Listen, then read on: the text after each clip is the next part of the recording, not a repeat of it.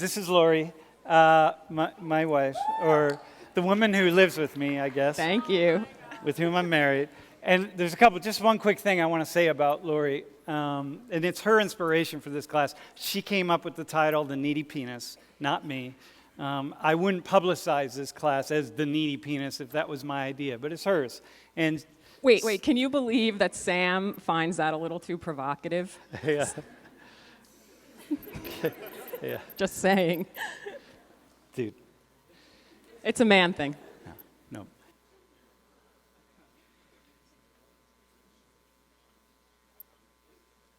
So listen, I just want to say a quick thing in introducing you. Lori, many years ago when we were both much younger and I just started teaching, Lori was a student in one of my classes, okay? And I was 25, she was 21. The next year, we were really young. We've been together a long time. So, but what's most important and I don't know if it's most important, but I always like to say it because it's both humbling and revealing that Lori I met Lori after I had already taught for 3 years, or 2 years anyway. And I guess maybe 2 years into our relationship, I was teaching a class on Intro to Sociology, and Lori was reading through the textbook, and this was probably the third time I had taught the class. And she started saying, wow, this is really interesting, this sociology stuff. And I was busy preparing for the next class, so I wasn't really paying attention. But I said, well, okay, what is it that you got? Like, what did you see? Or what are you seeing? And then she proceeded to teach me about sociology. After I had been an undergrad major, I had my master's, and I was working on my PhD, and Lori, who never took a sociology class in her life except mine, which wasn't really a sociology class, taught me what sociology really was. And so I'm always indebted to that, actually, because, it's pretty amazing, actually. It says something about the education system, I suppose. Or women. Or women. I'm just trying to stir it up, that's all. All right, okay, or women. Dude. Okay, Right. So where are we starting, Sam? All right. We're starting, go to the next slide. Yo, these guys, their relationship is literally goals. Like, if you want relationship goals, Aww. it's them too. Yeah. Okay, we're going to start right here. So do you want to start with the kind of first off, we're talking about heterosexual relationships today. So we realize it's Pride Week. So those of you in the queer community, just sorry, what it is. We'll say if you think. It's not going to be completely heterosexual, primarily though. Okay. Yeah, that's what we're talking about. Indeed. And also we want to, so the class is race relations, and I know you talk about a lot of things besides what I think some of us think of when we think race relations. But gender is very much parallel to, if you were just looking at a concept like race, there's so many parallels with gender. Probably no one needs to be told that.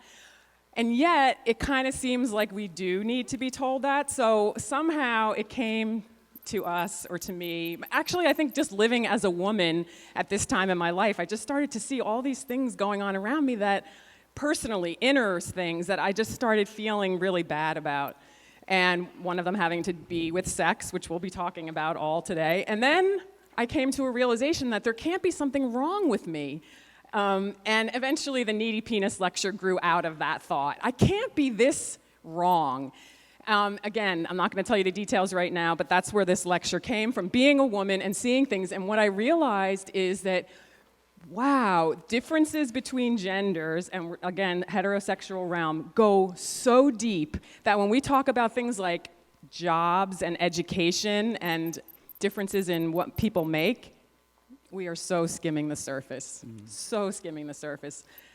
So we're going to dive deep today into like the most intimate, personal act that we could probably engage in with another human being, sex. And when we get, you can go to the next slide, bro. And so when we get into this when we start talking about sex, we start seeing things that are really pretty profound. And again, I want to reiterate what you just said, that most of the conversation about the male-centered world and gender inequality is really just skimming the surface.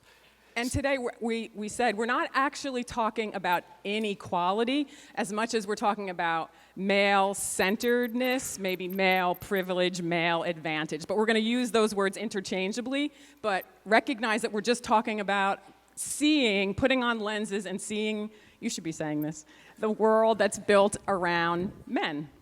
And there's men, no offense, really. Like, we love you. I love men, you know. I have lots of men in my This is not about that. There's nothing wrong with you all. We're just looking at the world, right, and just trying to see it. So if you don't like something, just raise your hand. We'll try to clarify. No, you'll try to clarify. Also, it might be interesting that we could come back to this at the end of class, though, if you texted your parents and asked them if the penis is needy and see what responses you get.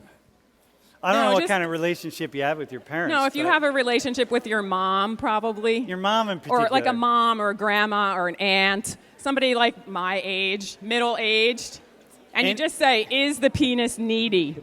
Dude, just see what they say. Anybody Lori's age, it's a no-brainer, right? Your fathers probably won't get it, so. Okay, so the other thing we want to say.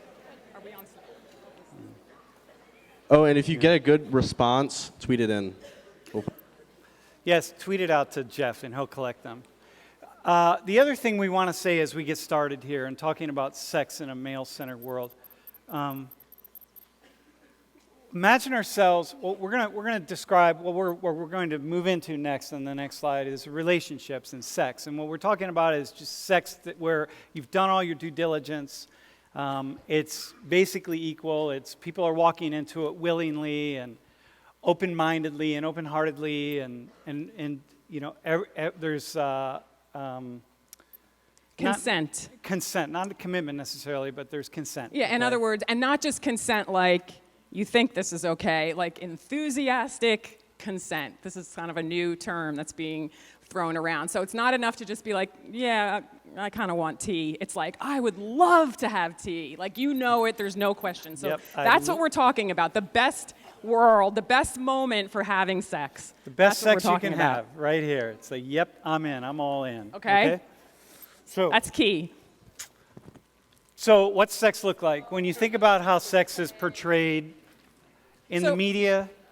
Sorry, go ahead. How it's portrayed in the media, the images, the videos, whatever it is out there, you know, television, movies. Sammy. Yeah. You have to get a little more enthusiastic about this. Oh, all right. Dude.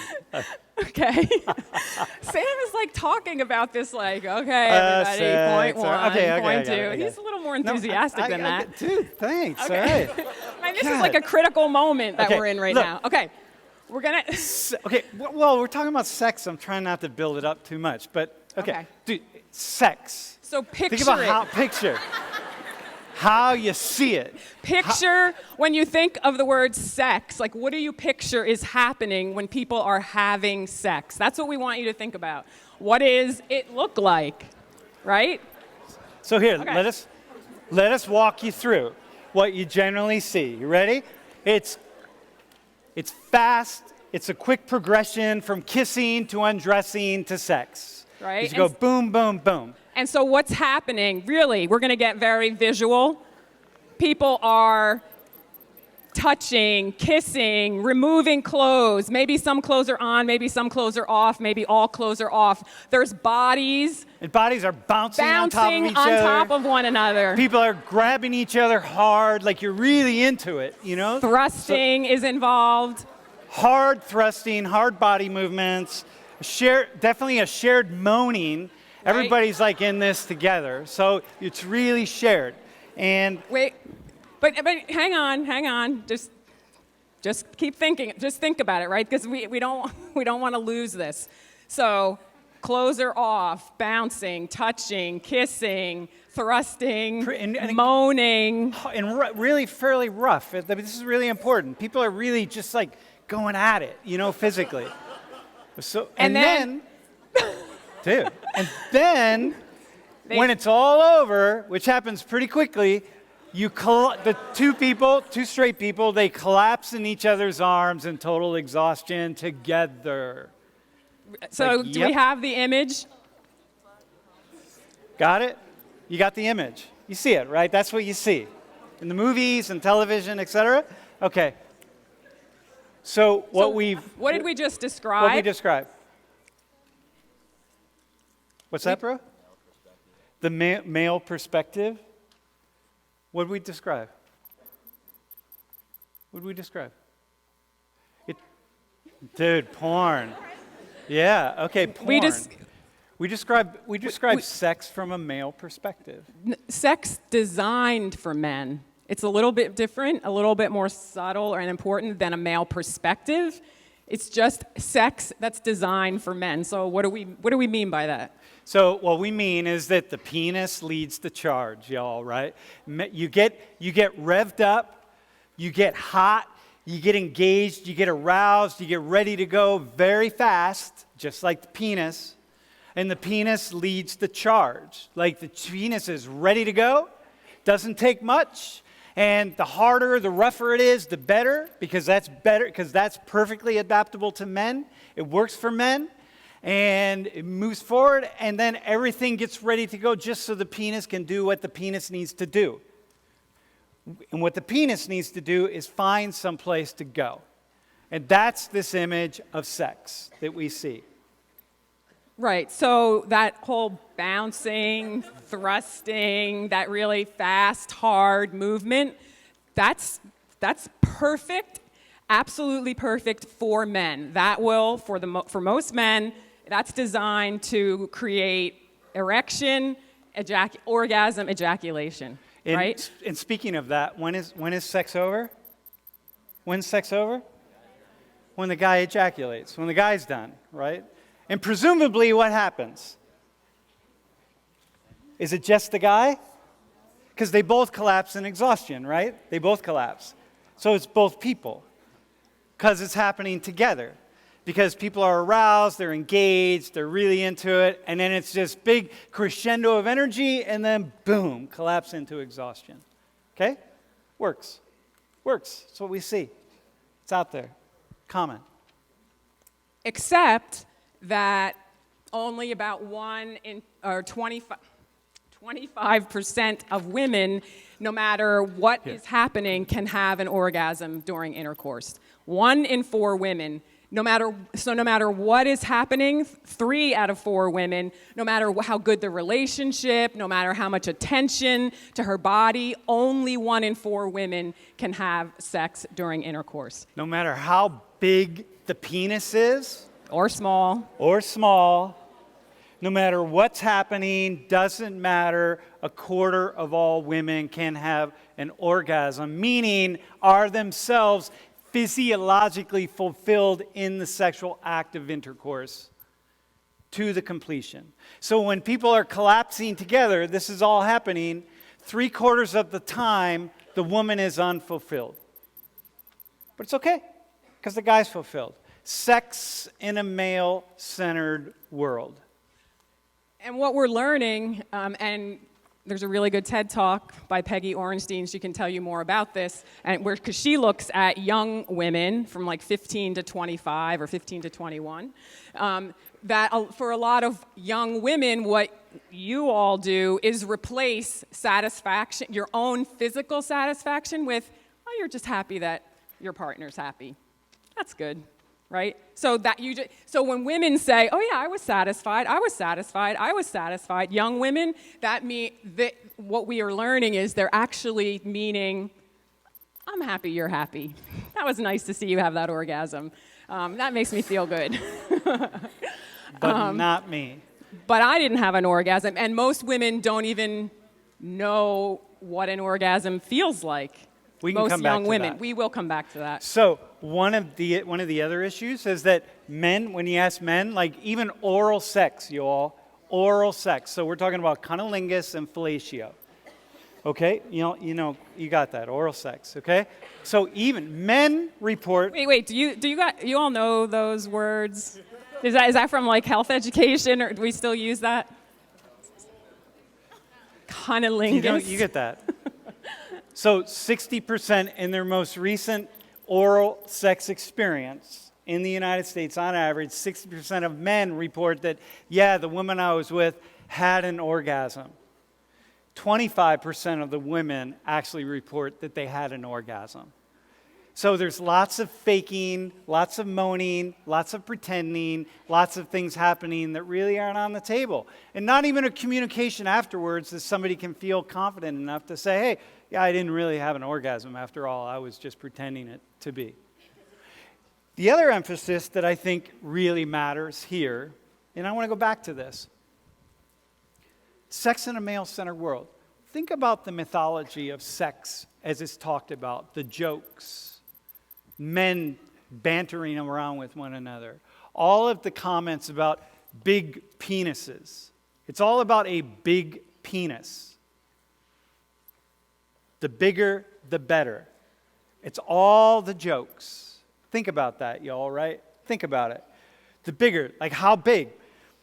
8 inches, 12 inches, 14 inches, like what do you want? How big? Nobody,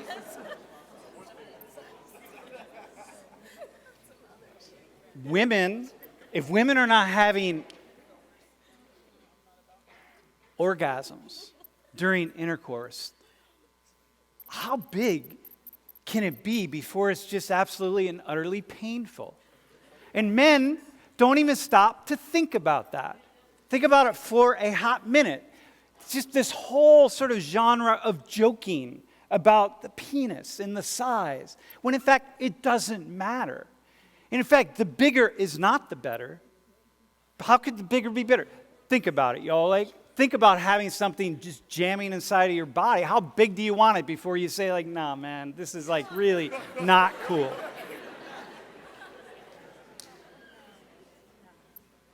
No. And actually, pain is a really important part of a conversation that we never have, because when we think about sex and gender inequality, what we often talk about is consent and sexual assault and sexual violence. And although those are meaningful to talk about in an everyday way, something that will touch all of us is having sex for pleasure. And for pleasure never gets talked about, and pleasure is actually a really political concept, right? Because when you see that the way sex is designed for men, pleasure is an issue. Pleasure becomes a question of justice, right? And so when we only talk about consent and protecting ourselves and being aware of how sex can go really wrong, we miss a whole world of relationship where we really need to be paying attention. And pain, just the basic pain that comes with a female having intercourse, is real. So when we never talk about that, we don't have any idea what's happening between us. Let's go to the next slide. So we recognize that bodies are different. They're built for different reasons. This is, heterosexual, men and women, right? A man's body is built in certain ways. It's designed in certain ways. Most men get aroused very quickly. And this is perfect. Men, the way we're talking about sex, man-centered sex, male-centered sex, this is perfect for reproduction, obviously, right? This is how we were built. This is what the point is. This is how we're made. It works. Cool. So, I don't want to minimize the meaning of that way of that act, right? Where the penis enters the vagina, we implant a sperm, and life begins, right? That's really important. And the vast majority of time that we engage in sex in our lives, that's not the purpose. It's not to reproduce. And those of you who have had sex, my guess is most everyone in this room has sex not to reproduce. And so then what we're talking about is really important. So go to the next slide. So let's talk about sex in a woman-centered world. Dude, you get the first one. I do? Yep. Okay, so just clear your minds for a second again, and we're just going to paint a different picture. A completely different world. Run by women, all about women, women create the rules, women get to design the show, and women get to determine, get to shape how everybody approaches sex. Everybody. Because we teach each other about sex from a female perspective, a woman-centered perspective. Our health education is from a woman-centered perspective. Pleasure is all about a woman-centered world. The world is designed for women. Pornography is a woman-centered perspective, Television, right? Everything. movies. So what does it look everything. like? What does it look like, right? It's slow. The opposite of what we were just, it's not fast, it's slow. And it might start, when would it start, Sam? Dude, for me, and when I'm in a woman-centered world, sexually speaking, it starts days ahead of time. Right. So like if I kiss you, it doesn't mean what, Sam? Doesn't mean we're going to have sex Wait, in the what is next sex? 10 minutes. Wait, hang on. What is sex in a female-centered world? If you kiss me, it means we're having sex. We're already sex. having sex. Yeah. So touching, kissing, teasing, that's all sex. Because hang on, because foreplay, you know that word foreplay? That's a man-centered word. It means everything before you put the penis in the vagina, right? That's like pre-sex. And what in a woman-centered world, all of that is sex. Dude, foreplay, y'all, right? It goes on, it's hours and days. I mean, this is the real, this is it. You know what I mean? This is it. Look, because why is it slow? Because most women, and this certainly at the age of most of y'all in here, right? Your bodies are a little bit different, but as Lori said, your body's going to start to change really, really fast. And most women, it takes a long time to warm up and to heat up. Not only, no. Hang on. I got to get See this what right. I mean? Jeez. All right. Go ahead.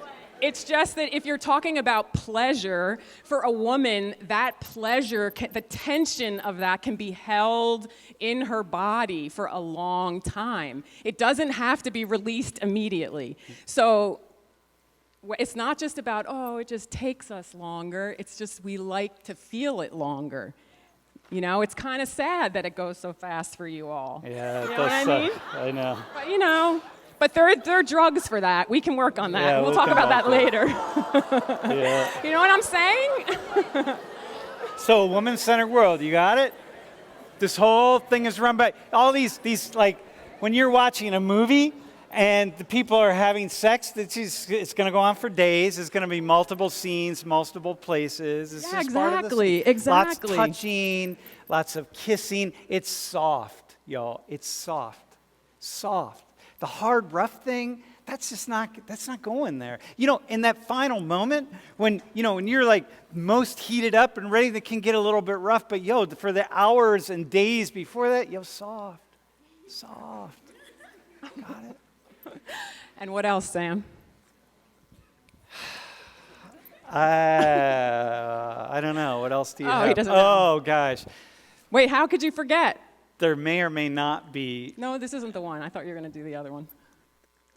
No. No, go ahead. You do it. So again, picturing sex, right?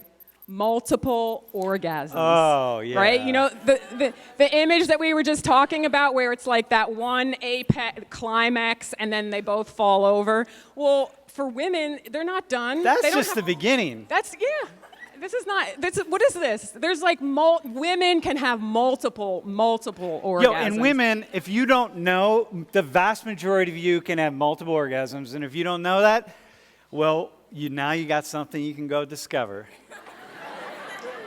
Because that's the nature of guys. Got to take a little bit of time to get back going again. Women, you go. It's just part of it. So in a woman-centered world, that would be on the table. It wouldn't be something you'd have to learn from two sociology professors. It's like you'd know that. You'd learn that from early on. And many of you have learned it from early on probably. And also, penetration not only comes last, but penetration may never happen. It's just not, that is not essential in a woman-centered world. And why is it not essential in a woman-centered world? Because of one final thing that we need to talk about that would be crucial and talked about and known by everybody. A word that would In a roll off of female-centered everybody's world. tongue. But on the tip of everyone's tongue, right here. Oh, dog. No, go to the next one. The clitoris.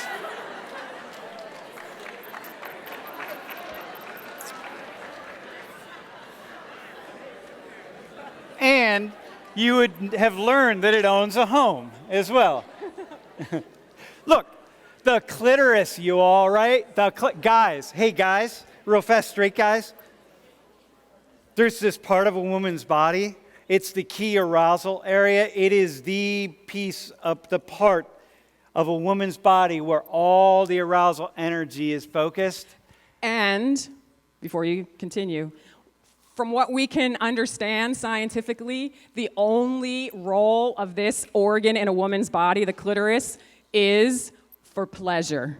Nothing else. Women have a part of their body designed for pleasure. And we don't talk about it. What is that? And how is it that there are so many straight men in this class I know who have had plenty of sex, who couldn't find the clitoris if it jumped out and screamed at them, talked to them? And many women as well. Many women, what is it, 30% or 40% of all women, young women in the U.S. today can't even find their own clitoris? It's like, oh my gosh. In a woman-centered world, that would never happen. Yo, Jiggy, hang on. In the all right. Seriously. Can you hook us up here? In the lesbian community, does anyone not know where the clitoris is? Better not. They better all know. It comes with a manual. Yeah. Oh, so when you become a lesbian, you get a manual, and then You better get certified. Yeah. Earn it. Can you all share that with straight guys? Actually, There's an instructional book, I'm pretty sure. yeah, the instructional book of Even if we share lesbianism. it with men, they're in denial. They're always gonna be like, "Well, she hasn't been with me, and I'm the one who makes her come for real." So Yo, so here's the key, and here's the key. You can validate this if you want. Lesbians in the room or straight women, doesn't matter. Here's the key to the clitoris, y'all. You ready? The key, which means the key to female satisfaction for the vast majority of women. Slow and soft. Slow and soft. Direct stimulation. That is slow and soft. Men, you got that?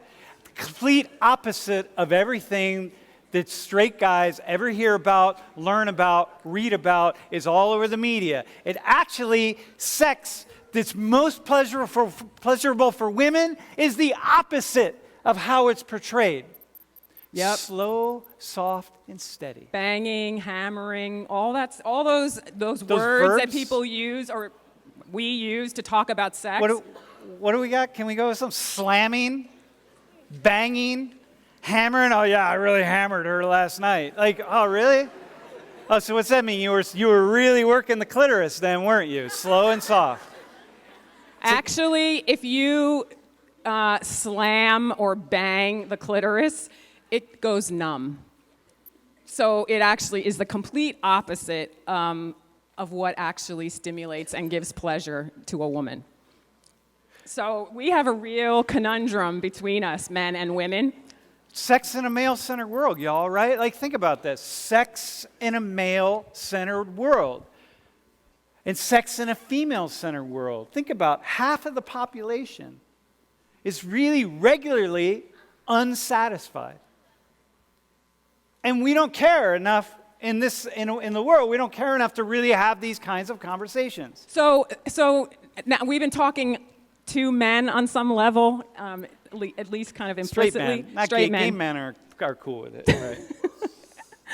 Okay, we'll leave that aside for a second. But women, I want to really speak directly to women for a minute because I know that this generation of women has grown up with a different kind of empowerment than certainly my generation. And so at this age and this part of your life, you're thinking about your voice and what a leader you want to be and who you are in the world and all these things, right? And that's really important. And of course, what you know is coming is the however. However, if we as women cannot know our own bodies and be empowered enough to feel entitled to pleasure, to live in our own bodies and not to substitute our partner's pleasure for our own pleasure and not even know what it means to have an orgasm or to want to have an orgasm, we have a long way to go in the world, right? Because it's as much about being in our bodies and demanding to be valued for that as it is to get a job and be paid the same amount that a man might be paid for the same job, right? Like the personal is political. This is really, and I think maybe we can all see like how different sex looks in a version designed for men and how different it looks the version designed for women. They're opposites. They're opposites. Hey, can I say something about a lot of the conversation that happens regarding women's empowerment is, equal pay and power and, equal pay for a job and equal power in a particular job and these kinds of things, right? And I think, well, how are women going to be in a place where they can be equally powerful as men when in their own intimate personal relationships in the bedroom, behind closed doors, in the place where there should be the greatest amount of equality and trust, they can't get it there. And they're with men who aren't going to even ensure that they have it there, and they don't ensure that they have it. So how are you all going to go out into the world and be equal with men if you can't do it in these intimate moments? And it's a really, really good measure of where you're at. If you can't demand it there, you're not going to demand it out there, trust me, because the world is rough and tumble, and that's where shit starts to fall apart. Here, go to the next slide. That's the clitoris, by the way. Oh yeah, in case you didn't think it existed, there it is. It's pretty present, It's just invisible for the most part. All right, let's... But hang on, though. Think about. Can we just take one more moment? Can I do something real fast? Oh yeah. Go. Guys, listen. Guys, look at that. Look how soft it is. Okay. No, really, how soft it is. Think about what we're talking about. Soft and slow. Soft and slow. So imagine.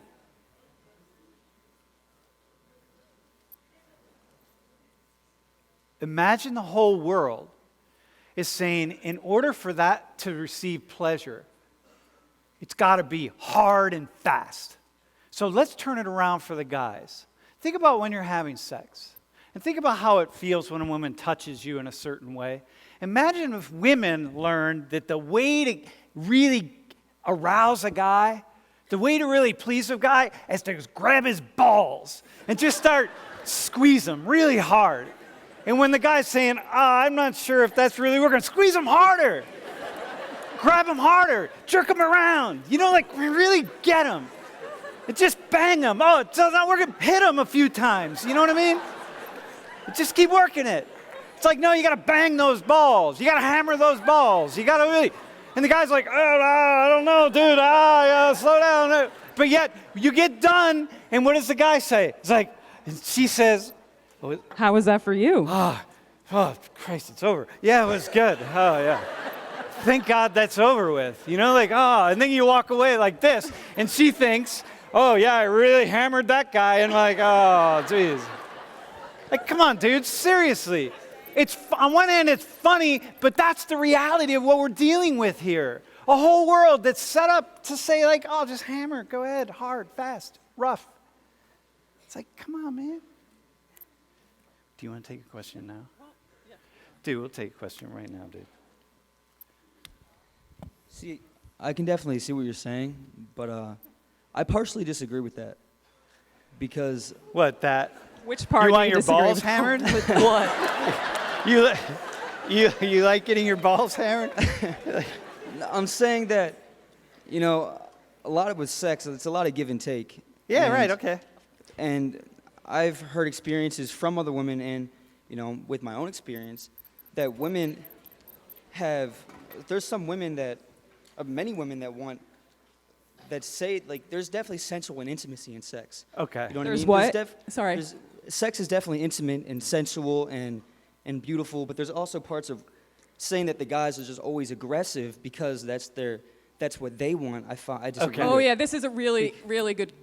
Because I feel you're doing exactly what we need you to do, which is what we're talking about. Sounds like men are doing this intentionally, and they don't care about anybody but themselves. Not at all. This is just what we. There's two things you're saying, but just let me respond to this one first. This is just like what we're all doing. We're all doing the same thing because we think that this is what it is. It's not. As soon as men learn, oh, there's a clitoris, and oh, she can orgasm 20 times, and all, it's like, okay, Yeah, what I'm saying is I just think that there's a lot of empathy in sex. You There's know, a lot of- I think there is empathy in sex, and I don't think Yeah, it's of that. course there. You know what I mean? Yeah. That's why we're saying this, because the people in the relationships that we're talking about. Remember, we're talking about a relationship where consent is enthusiastic. There's trust in the relationship. These people probably love each other. These are the best relationships where, like you said, there's empathy. There's, I want to please you.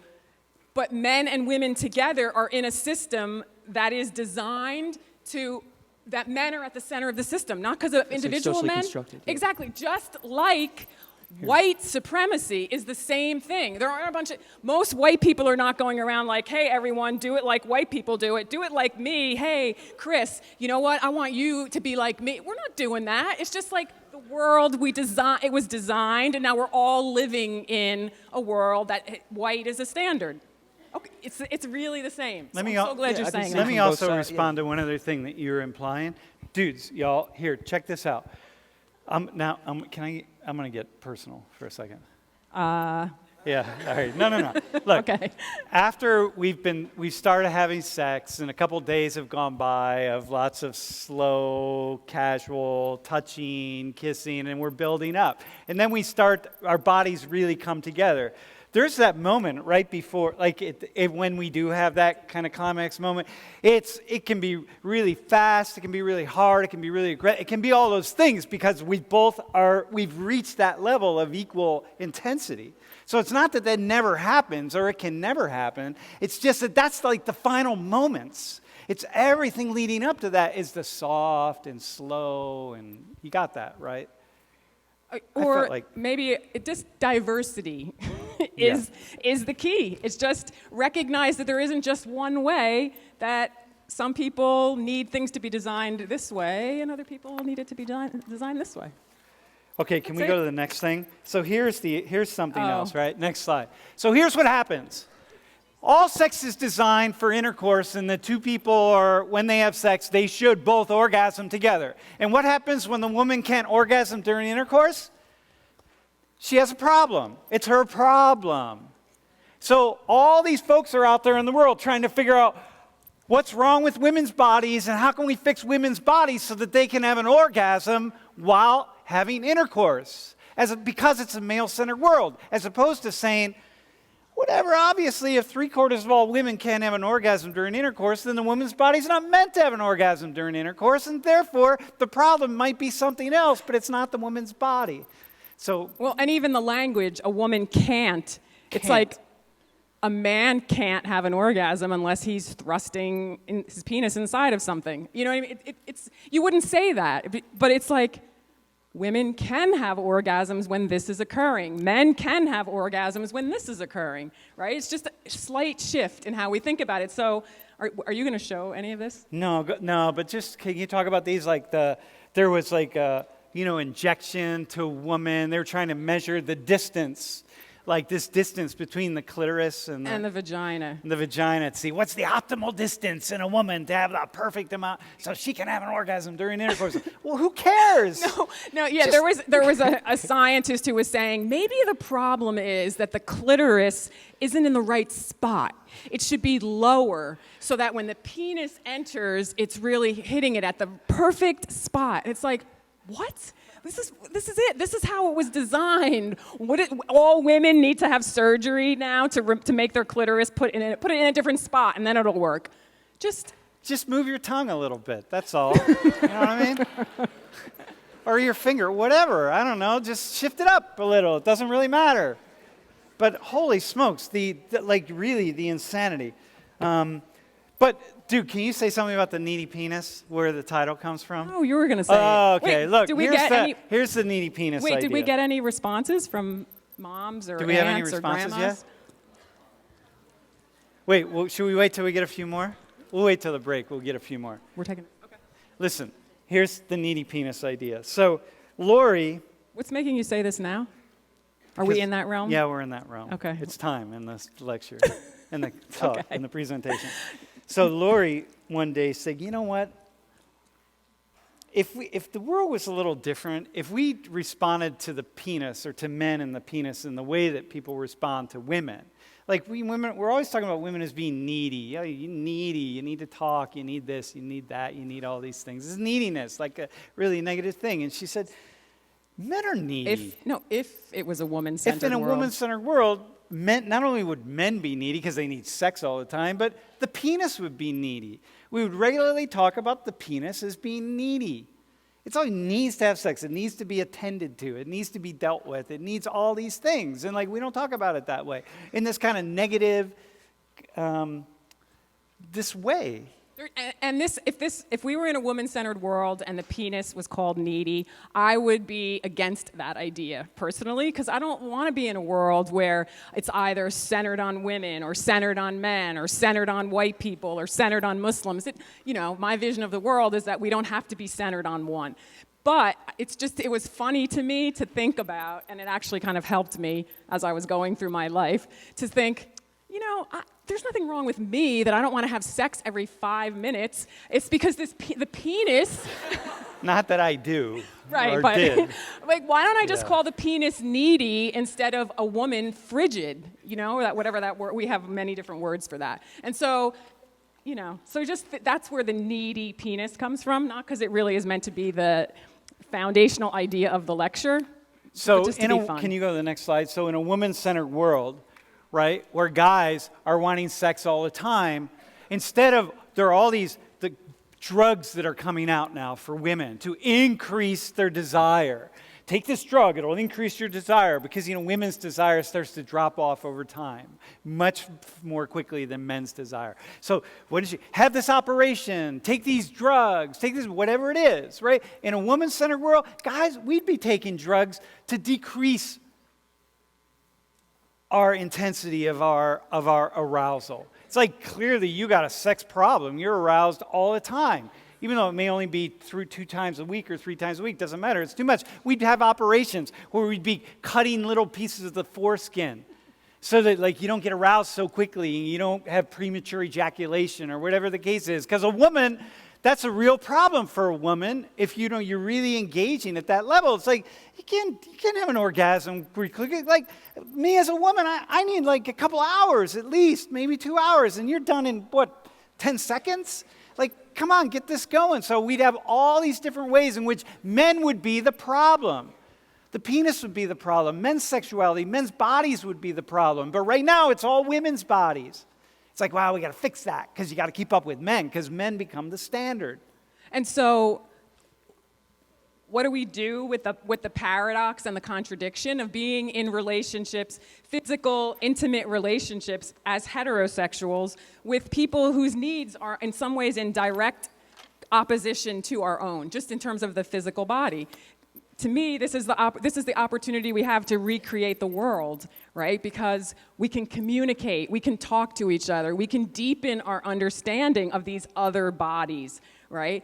And that's what each of us can do. personally, right? That's a political act to say, I as a woman can have pleasure, you as a man can have pleasure. How do we do this together? If that's what we want to do, we can. It happens. Awesome. It's awesome, really. Okay, we're gonna go in a different direction right here. We're gonna talk about cycling. Oh, this is the best part coming up. Oh, wait, we have a question? First, Can we do a question? Wait, what are we? do you have a couple of tweets for us? All right, let's see what your parents say.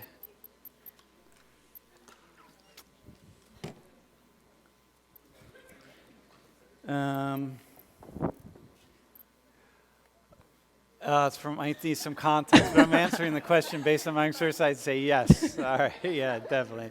Birth giver. College can be neat if it's touched. What? Oh, yeah, it can be neat. You could have phrased the question better. I heard my back again. Had a great day. Oh, no, I'm sorry to hear about your back. Thank you for... They tend to use sexual metaphors and everything. It's the peanut. Oh, that's good. Excuse me. Okay, that's good. The owner of the penis says. When you y'all trying to get my ass crucified? Yeah. Okay. Needy and overrated. All right, there we are. Who's penis? Penis, man. Man needy. Therefore, penis is needy. That's good. Sorry, men. Yes, it is. There it is. Y'all listen, man. Are you drinking?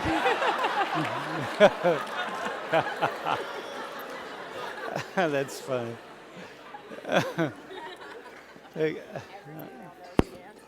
Yeah. Yeah. Yo, bring your mom in, FaceTime. Have her jump on the live stream. Okay, hey, actually, so now we're going to go. That's good. I like that. So let's talk about... Wait, we have a question? Like, what do you think on, like, the past theories of, like, penis envy and, like, the castration complex, like, all of those sorts of, you know what I'm talking about, right? Like, what do you think that, like, has to play into this particular conversation? Wow. Penis envy, castration complex. I hadn't even heard about that. Yeah. That's just, I just think men creating these ideas about, And if women are talking about that, if that's like women's studies kind of language about that, I think it's just, it feels to me like it's just taking us off something that is really fundamentally basic, right? It's not that complex. We live in a male-centered world. Every piece of this male-centered world is designed for men in one way, shape, or form, and we're going to show you another way now. We don't have to get off over here on the side and all these really complex sort of ideas when it's actually really, really simple. That's what I think. Yeah, about it just strikes me as like not a discordant note, you know? Like whenever I've been studying that, I just like, it doesn't strike me. I don't know if that's the answer that you're looking for, but it feels outside of reality. All right, so how do we oh, dude, we didn't do this. Oh, how do we, guys, can we do this quickly? So look, number one, how do we learn about sex? Yeah, we forgot this part. Yeah, how do we learn about it? And, really, where does this goes to a little bit to your question about, like, wait, men have empathy, like, we care about our partners, of course, and men aren't just, blockheads. Of course not. We're not our intention isn't to talk that way. It's like, how do we all learn this? How do women learn? How do men learn? And growing numbers of us learn about how to have sex, what people want, what women want, and what men should do. How do we do that? So here, we're gonna show you a scene that's actually probably pretty common and most of you have watched, and we'll do it. We're just doing the scene? Yeah, let's just do it right now. So here it is. All right, this is like a skit.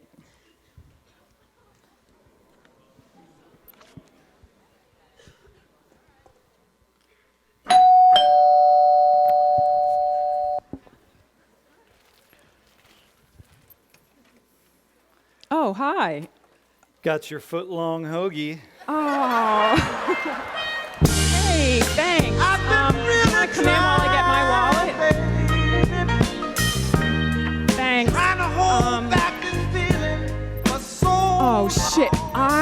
left my wallet in the office. I don't have any money. Is there something else I could do for you? And then we have sex. Dude, And later. I'll take you up on that later, by the way. However, and then that's it. And then before we know it, And her clothes are off, my clothes are off, and we're going at it just like that. And there it is. pornography. Pornography, y'all, right? And- It's pornography. Soft porn, hard porn, whatever it is, those images, those little scenarios, that's how we learn what sex is about. And we'll just take it one step further. A lot of people use the term, some of you know it, the male gaze, right? And so a lot of the culture that we see created around us, movies, videos, things like that, are made through the lens of men looking at the world, their fantasy. So this is a male fantasy that you would walk in the door and a woman would throw themselves at And your... she's ready to go, just like that. Just like that, she's ready to go. Unless she was waiting for you for 2 days. In her mind, she was having sex with you for 2 days, but trust me, she's not ready to go like that. It's not how it works, y'all, right? And we don't see any clitoris action There's in this. none. There's this like all that thrusting and stuff is going to happen in the next 2 minutes, right? This is where we learn. And how do we know any better? And so the other place we learn, we go to the next one, I don't want to look at that. The next place we learn is through sex education, which we don't talk about women's sex education. What do we talk about? We talk about men, We talk boys. about erections and ejaculation, right? Because this is how things work and this is how we get pregnant. And then we talk about periods and unwanted pregnancy, right? That's kind of the typical things that we don't address. Pleasure. What does it mean to have sex? How do you have sex? None of that. So we're on our own. So on our own, like on the street, we learn how to have sex. And really, pornography is like the best way we do it. Best place to do it, even though it's completely male-centered. The vast majority of porn is written by men, for men. Even lesbian porn is male porn. Most lesbian porn, it's not lesbian porn. It's not lesbians. Lesbians aren't watching the porn that you're just going to see when you fire up some of the porn sites. Here's how you know that lesbian porn is fake. Look at the length of their nails. Exactly. And do you want to say a few more words about that or not? Oh, it's as long as hell. And that's not realistic. That's not pleasurable. You heard it here from an authentic lesbian. All right, here we go. You ready? Let's go to the next thing. Here's something else that really, in the male-centered world, in a female-centered world, if we really lived in a female-centered world, we'd talk about this thing, cycling. We would talk about menstruation.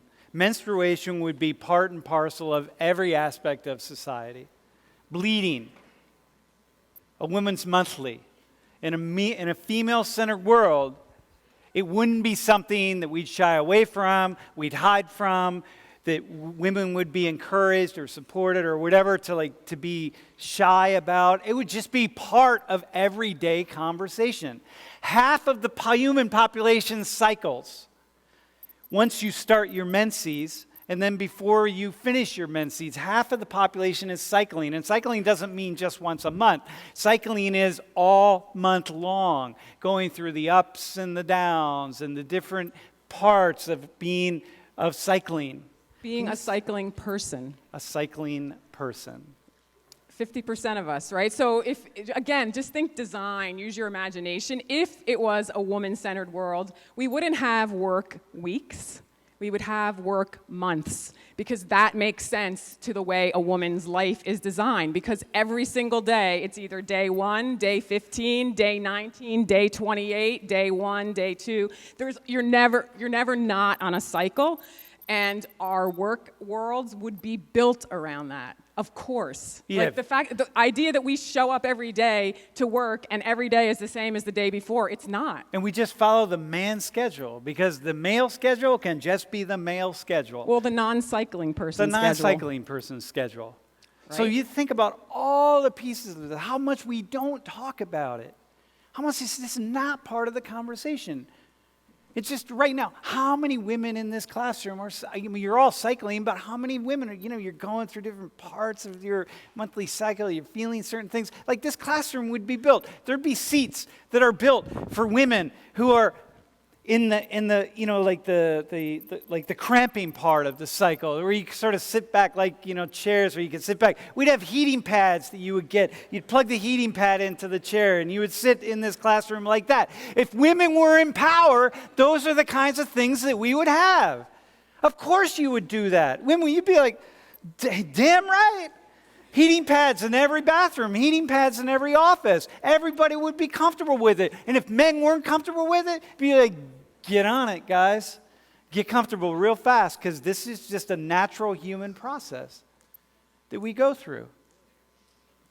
But it's a male-centered world. And so we don't talk about it. And you know what? It works really well for us. Women in here, y'all, when you feel some kind of way about talking about the fact that you're bleeding or you're in a certain period, or like talking about the fact that you're cramping, when you feel some kind of way about that and you don't say it and you're reluctant and you're shy and you're like, well, that's just personal and it's just kind of my thing. Well, you just don't talk about that. That's all works for me. That all works for me. Works in my favor. As a guy, all the guys in here, all the non-cycling people, works in our favor. Because that means we don't have to think about you. We don't have to deal with your needs. We don't have to deal with anything. We don't have to pay attention. It's like, yo, keep up with us or just move on. And in a woman-centered world, that would not be happening, because y'all would be in control and you all would make sure that things were a little bit different. Yeah. We're actually going to transition to that video. Oh, yeah. Okay. So we're going to just completely change the focus right now, because changing the focus will give like a little more clarity. Because a lot of times we are always asking ourselves, are we making a choice about all this stuff? Are we making a choice? Women are making a choice. Men are making a choice.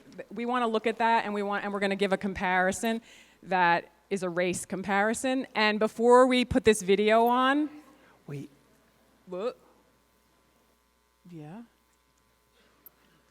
No, I do.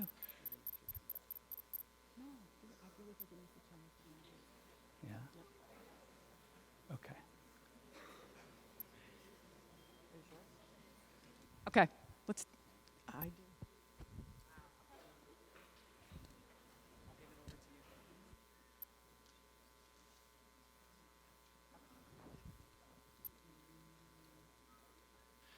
Hey, Change we're again? actually not going to go in that direction because we don't have enough time.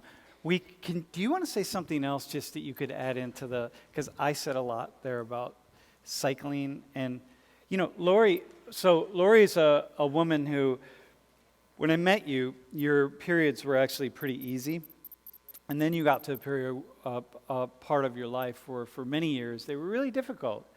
And me, as a man, I really got to have the experience of spending my life living with a woman who really struggled for certain days of the month. And really knowing that and watching how much it shaped Lori's life and how much the world just didn't care because it's built for men. And how impactful that was. And so we had lots and lots of time to really imagine ourselves living in a very different kind of world. And so I don't know if you want to. I think you said it really well, but I want to just put like a little bit of point to the future, because a lot of people don't talk about the future that is far ahead for most of you in the room, but is still ahead. And then you can, then we're going to take questions. But the place where I really learned about gender differences was when I got into my mid-40s, and this is the time in a woman's life when you're in perimenopause, and lots of things are changing in your body, and eventually, you'll stop bleeding. That journey, y'all, is like no other journey for a woman. It's not easy, let me just say that. And there's very little understanding of that time of a woman's life, and a very little support for that time. And so it's so amazing to me when we think about designing our world. When you think about maybe your moms or your aunts or grandmothers or whoever are in that time of their life, there's a lot that they're managing that is not accounted for. And I just hope that your generation can take this up as empowered women in all levels of your life, and that our bodies are part of our reality, and like do it differently. Because it's really, right now, it's just the word menopause is like a, I don't know, taboo topic. Yeah, and it's really, you have an opportunity to grow in the most profound ways, but no one tells you about it.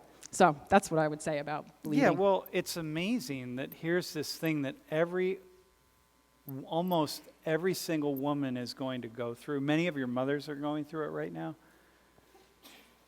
Not even talked about. Not talked about. And if this was part of the male experience, trust me, we would talk about it so much. We would know so much. It'd be on the table. We'd engage it. We don't. Menopause. When you say menopause and perimenopause, the vast majority. How many of you know the difference between menopause and perimenopause? Whoa. Oh, man. Oh, shit. Oh, God. All right, man. That's a whole other class. It's a whole other universe. Okay, who has some questions they want to kick out? Yeah, bro. Wait, hang on. Jiggy, can you take a mic around? He has it.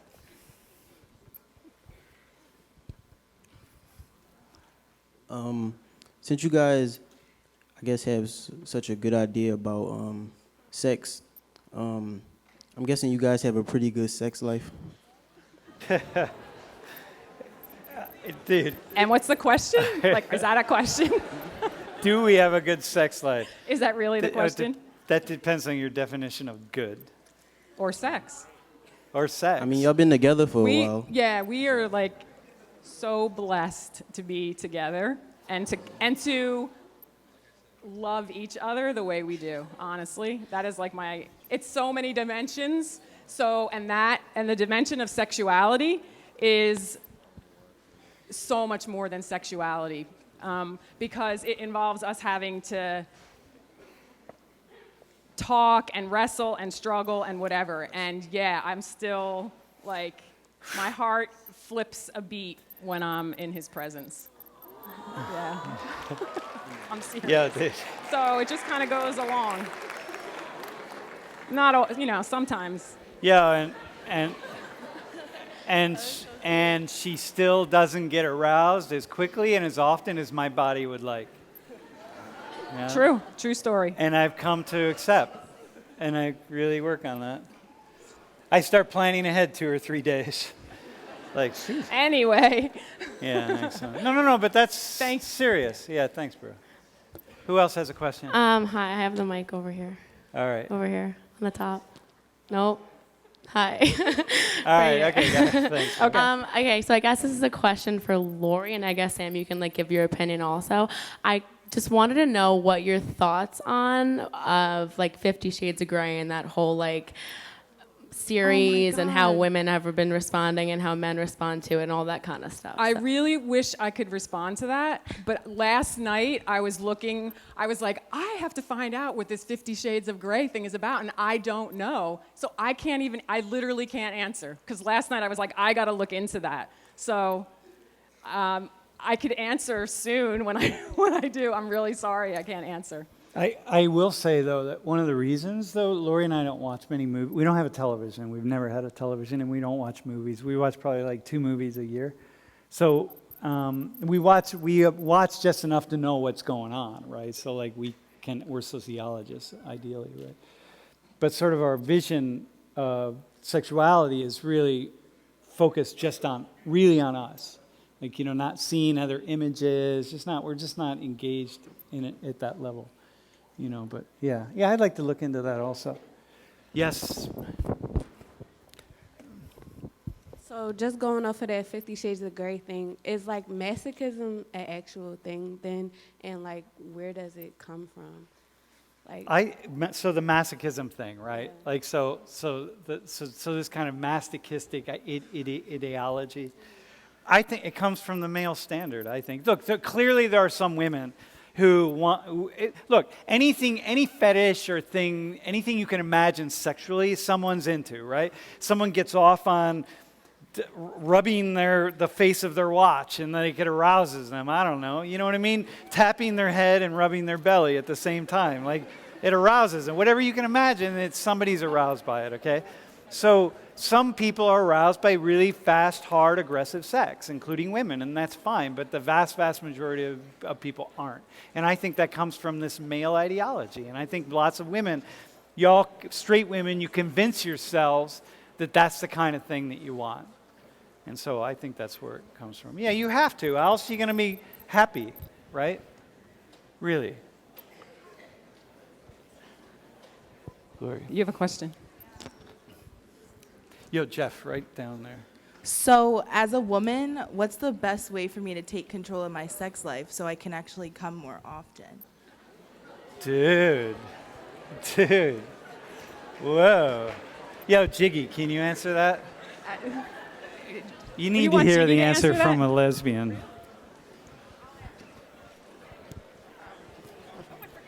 Yeah. Are you saying, wow? Did you all hear the question? She wants to know, how can you take control of your sex life so that you can have more orgasm? Okay. Are you in a relationship? Well, I would say to find yourself a man or woman who is willing to communicate. but I doubt that guys you have a hookup relationship with would want to take the time to do that, honestly speaking. But if you find yourself a man who's patient enough to actually care and want to listen to you and communicate with you, I think sex can be a lot better when you communicate. and I would add, here's another one of those words like menopause, masturbation. You don't know your body unless you know your body. And you don't need a man, you don't need a woman, you only need yourself to learn how your body needs to be pleasured. And honestly, that's how we empower ourselves, is to know our own bodies. So that would be the place to start. Yo, by the way, and just Thanks for your question. Yo, here's a PSA for y'all. Those of you who are unhappy, hang on. Those of you who are unhappy with your sex lives, here's a PSA for you. Most college students, they have on average one sexual partner a year and 2 sexual partners throughout their college career. Most people who seem like, you think like you're the only one that's not having sex all the time, trust me, the vast majority of people you see at the parties and hanging out and walking down the street are going home and having sex with themselves. All right? So, yeah. What? And also just keep Wait, it. we do have 1 minute. Yo, just hold tight. Do you have one more question? Bro, go ahead. Yo, hang on. Hang before the question, real quick. When you go into your discussion groups, yeah, we talked all about sex, and we're talking about gender, right? Gender, not inequality, but gender differences, unequal world. That's what we want to encourage you to talk about. We talked about sex to make a point. So, one more question. It's not really a question. I just wanted to say thank you to Jiggy for what she just said. I wanted to bring You up hold the the mic point. really close. My bad. I wanted to bring up the point that, like, we have to talk about sex. If you having problems with your sex life, it's because you're not talking about it. You have to bring up that you're not pleasured or anything like that. So that's all I just wanted to say. Dude. Thanks. All right, Dr. Thanks, Mulvey. y'all. Thanks for coming.